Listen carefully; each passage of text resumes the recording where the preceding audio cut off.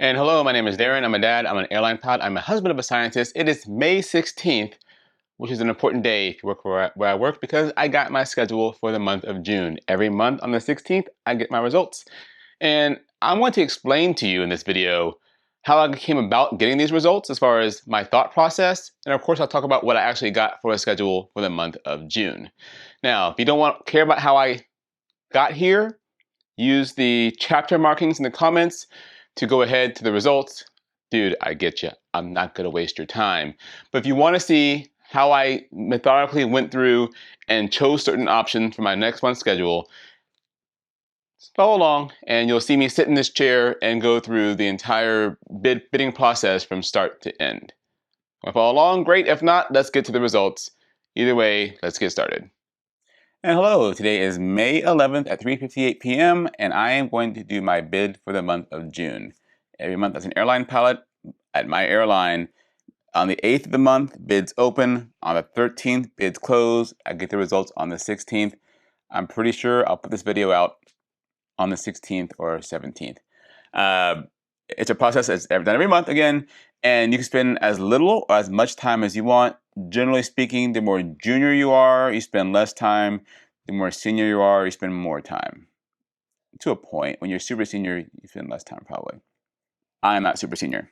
So where I work, we use a preferential bidding system. And it's kind of like it sounds. I tell the computer my preferences, and then it does its magic and gives me a schedule.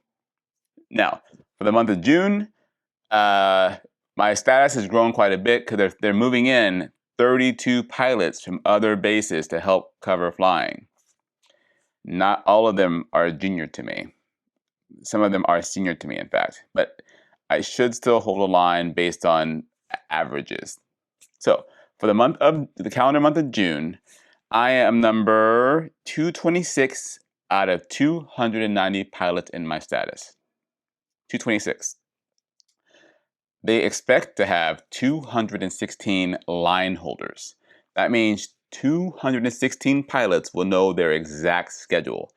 A line holder knows what days they're flying, what flights they're flying, where they're staying. They know all of that. On the other side, they're going to have 74 pilots be on reserve. A reserve pilot only knows what days of the month they have to be available to the company. Now, there are two kinds of reserve. There's long call reserve and short call reserve. Long call reserve, speaking broadly, you get at least 12 hours of notice before you have to be at the airport. It could be 20 hours notice, could be 12 hours and 5 minutes of notice.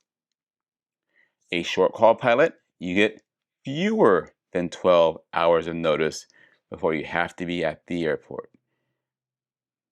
That's it. I like being a line holder most months. So, what I always do, because I'm not single, I'm married to a beautiful woman over 20 years, is I ask my wife, what days do you need me to be available next month? To be home, right? And so she needs me to be home on the 7th, the 14th, and then she'd like me to be home the 29th, 30th, and the first day of July. So for important are 7 and 14, those are 2 Saturdays. I'm pretty junior. If I'm a line holder, I can probably not always make it happen, but I can always trade around it. A reserve, and reserves are more used on weekends than weekdays, typically. So, but I can pre-plot on this calendar and tell the computer, this day I prefer to have off. I want off, right? And so I can't show you my screen. It's company policy, can't show you any software we use. So I can describe it to you. I'm just going to go through my bidding process semi-quasi in real time. So I'm going to pre-plot 7th, 14th, 29th, 30th, and 1st off in my first 6 layers. Again, each layer is kind of an ideal schedule I would like. Let's keep it simple. So I'm going to go ahead and click through and just mark 7th off, 14th off, 29th, 30th, and 1st off. Now I can go through, and there's so many different ways you can sort this, but I'm going to sort it by places I would like to go next month. So On my aircraft, we have 1, 2, 3, 4, 14 different places I can overnight next month. They all are not necessarily international. They are Barcelona, Paris, Charlotte, Dublin, Ireland, Rome, Frankfurt, Germany, Honolulu, Hawaii, Incheon, London, Madrid, Tokyo, Maui, Philadelphia, and Venice, Italy. Venice is a new destination for my aircraft next month.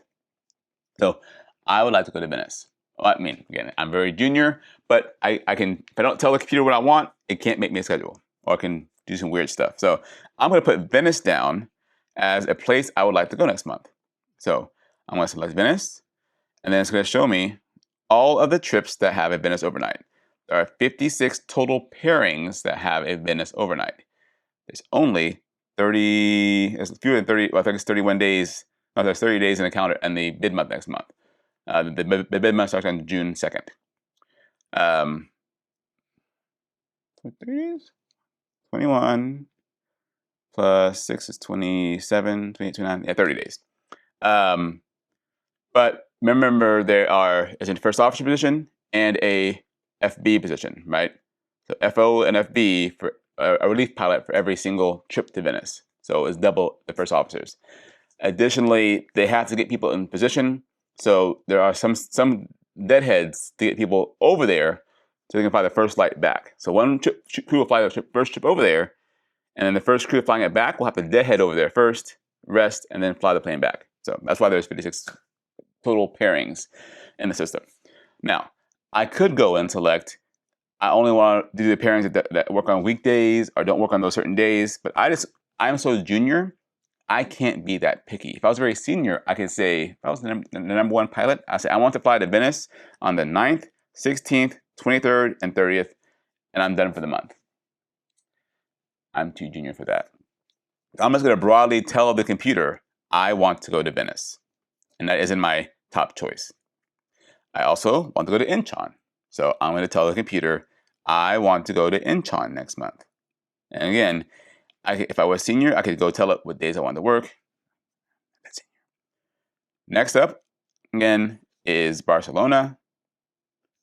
And I'm just going to tell it broadly to build, because it's going to bid these properties, bid that city, observing, if it can, the days I need off. So now it's telling me there's a total of 79 Barcelona trips. Oh wait, that's incorrect. That did not work the way I wanted it to. Barcelona add. There are 60. That makes more sense. 60 Barcelona trips. So bid this property. All right.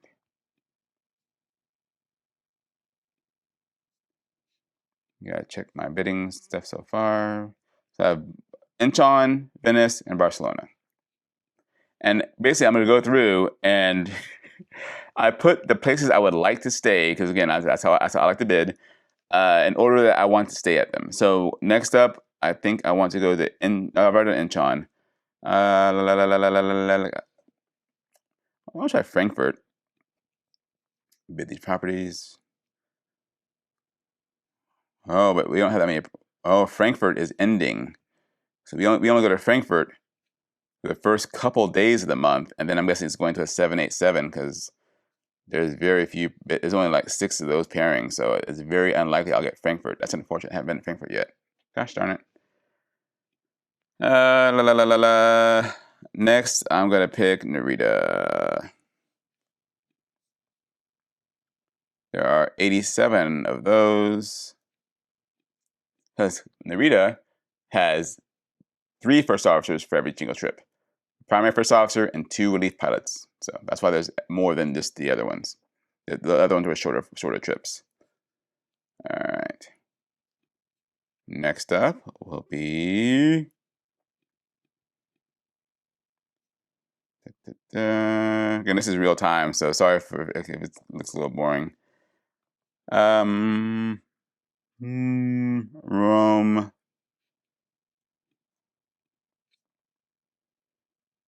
All right. I'm gonna do probably just one. It gets to a point where it won't even matter anymore, because if it can't get what I really want, it'll give me London. London has nothing against London, but it is our most common overnight for my base, so I don't bother putting in London in. I'll put Paris in. There's 60 of those. All right, that's done. Now, with that said, I did not bid Charlotte for obvious reasons. Philadelphia, that was a weird one. I don't think the plane. Let me look at the trips. I don't think we actually. Let's see. So the Philadelphia trips, it's only to get to Venice. So it's a deadhead to Philly, deadhead to Venice, and then you fly back from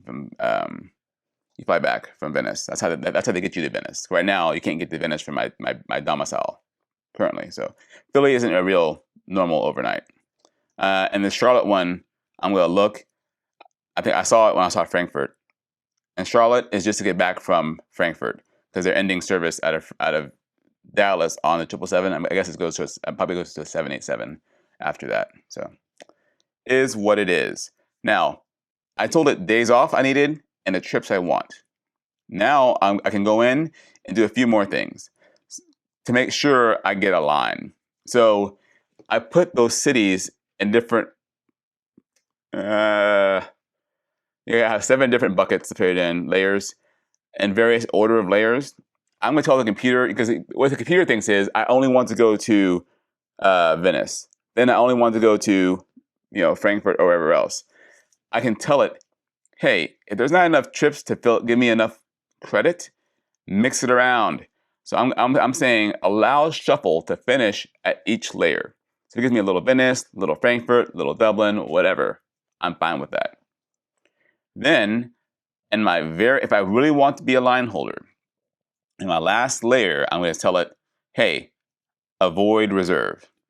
And what that is going to do, to my knowledge, is if it gets through all of my requests, and it's like, listen, man, you're junior.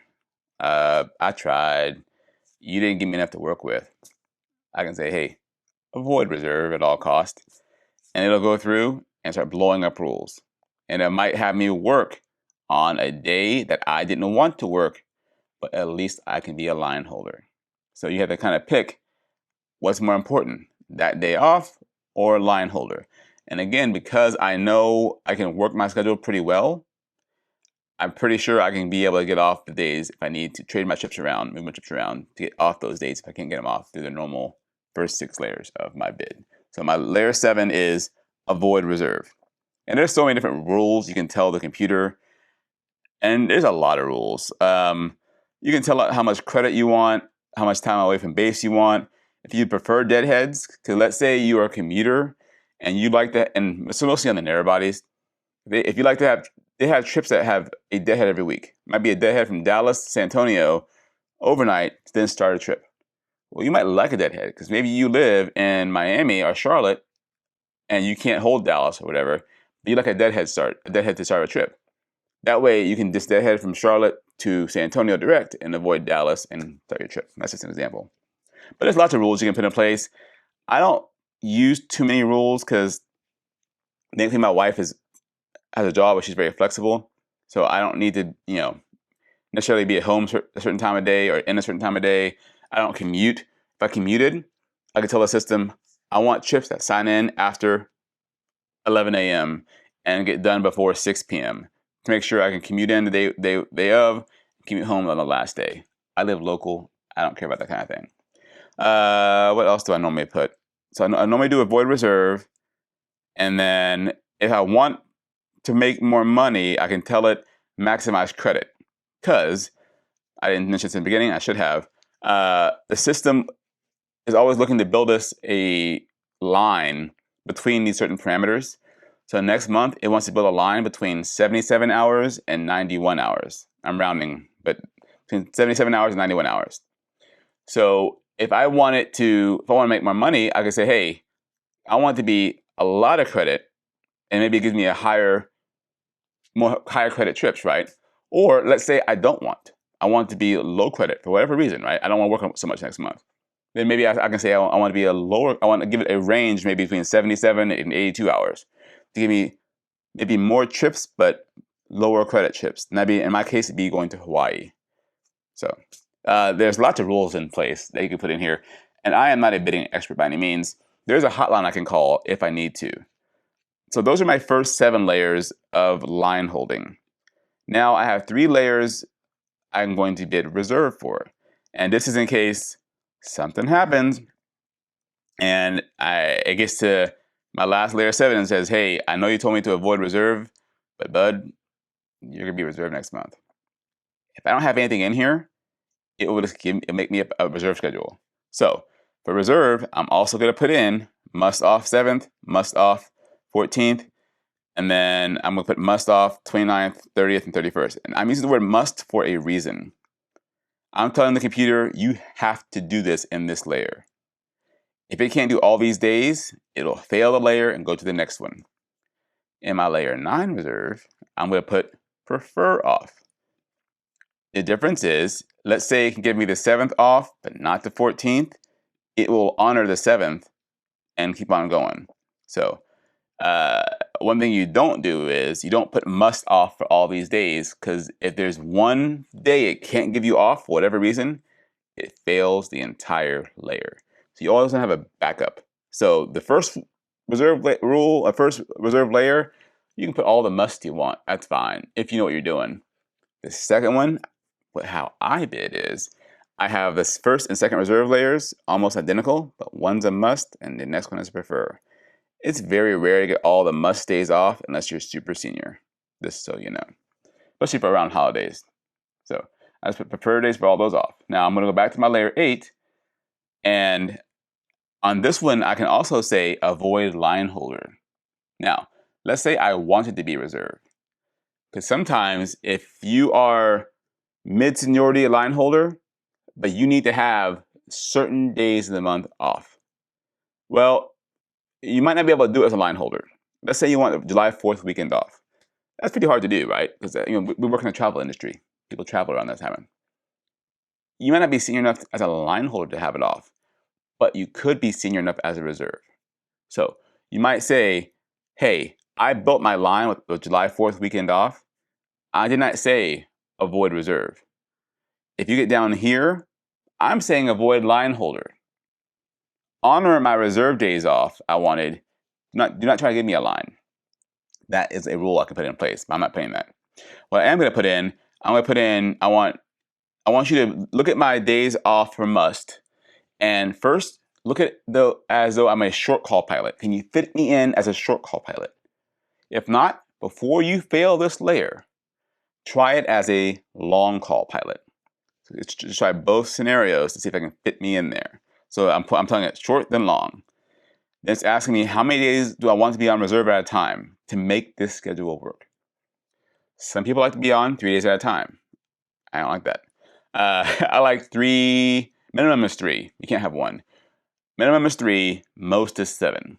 So I'm telling it min 3, max 7. If you can do this for me, I'll work 7 days in a row on paper anyway. Next, I'm going to say waive, and this is a contractual thing. Contractually, they have, as a reserve pilot, they have to give me 4 days off in a row to touch each other. But I'll say, hey, listen, if you can give me all these days off, I'll waive that. So it might give me 4 days on, 1 day off, 3 days on. I'm a local, I don't commute, I don't care about that. I want these days off. So I'm going to waive that rule. I'm also going to allow it to give me, again, it's another relief I can give the computer. I'm saying also, you can just give me 1 day off, by the way. So waive block of 4 days off, I should clarify that. It can give me 3 days off instead of 4 days off. Well, this next rule saying allow a single reserve day off, now it can give me 1 day off. So I can be on 3, off 1, on 3, off 1. If it gives me these days off I need for my wife, I'm okay with that. So I'm going to add that to bid. And then I'm going to do this exact same rules for my second reserve layer. Now, once I'm done, there's all these tabs I can go through, and I can see, based on the rules, how many pairings it could give me per layer. And there are, again, with all the days off I have, for my first 5 layers, there's a lot of almost 300 pairings it could not give me. My last pairing, I can give me all of them. So the rest, because again, on my last layer 7, I have no days off requirements. Just give me a line. So I can get up to 768 different pairings, and each pairing is simple, some kind of trip, be it a 1-day trip, 3-day trip, 5-day trip, whatever. Each one of those sequences is a pairing. And that will be the end of my bidding. Again, I don't spend, and this is real time. This has been what, maybe 18, 19 minutes so far.